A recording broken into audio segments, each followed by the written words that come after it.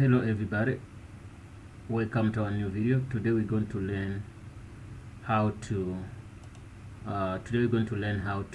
create a database in PHPMyAdmin using Kali Linux. So if you haven't installed PHPMyAdmin, I've got one of the videos which shows how to install that, and also if you're using a new PHPMyAdmin, it could not allow you to log in with your root and the default way we used to log in. So you have got another video on that. So all those solutions have got them, so you don't have a problem if you watch them, both of them. So what you got to do, open your terminal and you say service Apache. It's gonna be Apache 2 Apache 2. It's gonna be 2 start. Okay, wait, it started. Then you can do another one saying service. If you're not sudo, you should be sudo service Apache, no, service MySQL start. Okay, we've started. So the reason why we're starting all these services is that you cannot use them without starting them in Kali Linux. So what you're gonna do, once they are started, you're gonna go to your browser and you say that you log and say PHP my admin, PHP my admin. So after that you click enter. I wonder why. No, you have to say local. First we have to say localhost host /PHP my admin. After that you hit enter. After that you can put in your username and password and say enter. It seems like it's rejecting my username and password. Let me see this. Okay, now it's fine. So what you're gonna do, you're gonna go to click on database. After clicking on database, then you do what, you find the name of your database you're going to use, and which name you want to use. You're gonna say maybe my first DB. After that you click create. So that simply means we managed to create our database, but then it takes us to another screen whereby it wants us to create a table. So the table I want to put in that table just two columns, ID and name. So I'm gonna say this table, I'm gonna call it maybe classes. After calling that table classes, then you say enter. After that it's gonna drop you to another third screen whereby it's gonna tell you to create. I'm gonna create ID. ID is gonna be integer, so I want to put it like maybe to say, I don't know how to put that, but sometimes you have to put like maybe the length, which is gonna be 11. That's what I did. Then you click here and say primary key. We want to make it a primary key. Then click here and say primary key. That's fine, that's fine. Then you say okay. After creating that, then you have to make it, the best way is practice is to make it AI, which is gonna be auto increment. You click there. Also after that you're gonna create another field which is gonna say first name, which is gonna be varchar. Then maybe we can make it to be 20 characters. Then all these fields here, you choose what you want. If you want to make it null, if you want to put attributes, whatever what you want to make, you can do whatever you want to do.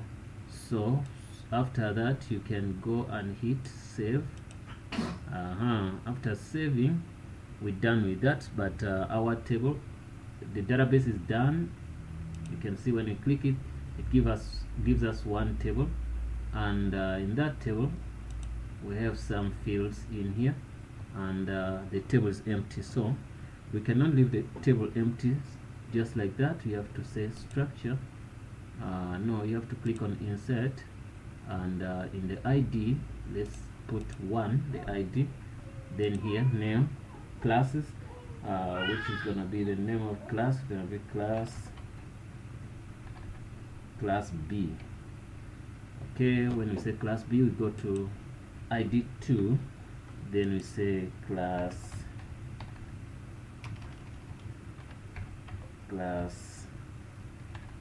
C.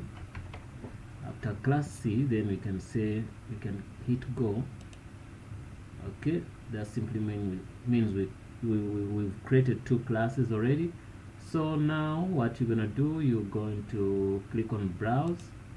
In the browse here, you're gonna go to, you can see that we have class 1, class B, class A, class B, class C. So when you click on browse, so it's gonna give you this. But now what if we have maybe 1,000 classes in here, and we're looking for a specific class? You can go and start running queries. So you can click on SQL, then you say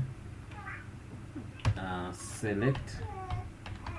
Maybe this time we wanna select just the first name only. Where, then we say where ID equals to 1, because ID is integer and int, so we don't need to put it in quotes. If you put it in quotes, it's gonna treat it like an integer. So click saying, oh, you see it says you have an error in your SQL syntax. Check the manual that corresponds with your MariaDB server version for the right syntax to where ID equals 2. So why the ID is not okay? So let me see, where ID equals 2. So this is an error, which is something big. If you get that, simply means you've done things wrong. So what I'm gonna do, I'm gonna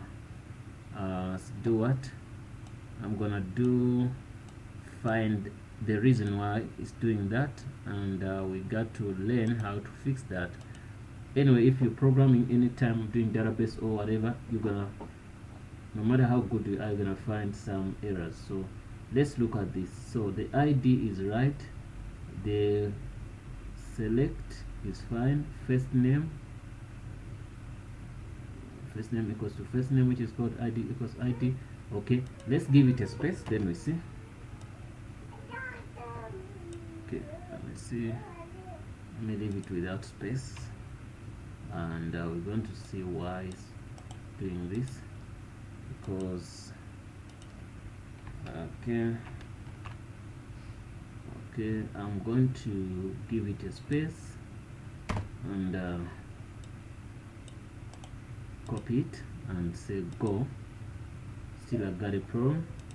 So simply means this should be